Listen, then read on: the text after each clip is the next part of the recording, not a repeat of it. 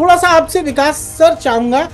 Malicious prosecution और wrongful prosecution का जिक्र हाईकोर्ट ने इस जजमेंट में किया, क्या हमारे दर्शकों को उसके बारे में आप बता सकते हैं? जब ट्रायल के स्टेज पे देखते हैं तो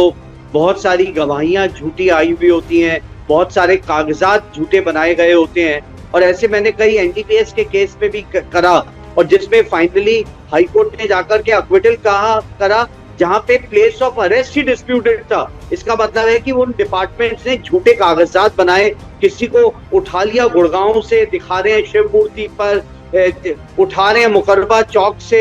अलीपुर पे और बता रहे हैं कि हमने उठाया उसको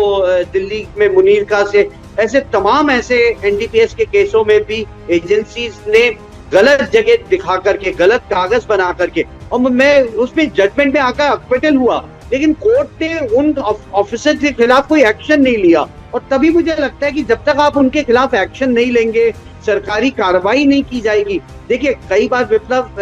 ये बड़ा स्वाभाविक है कि accused during the process of trial तो कहता है कि जब मैं एक्विट हो जाऊंगा तो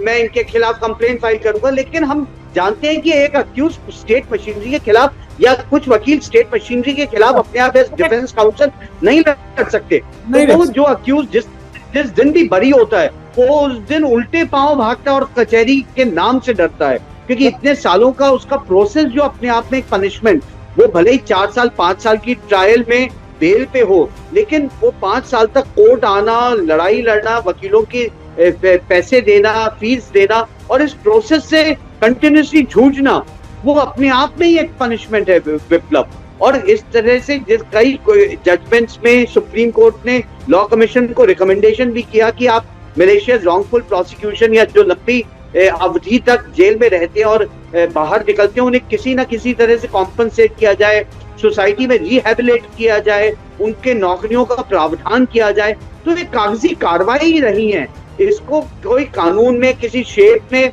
नहीं लेकर के आया गया है आज तक।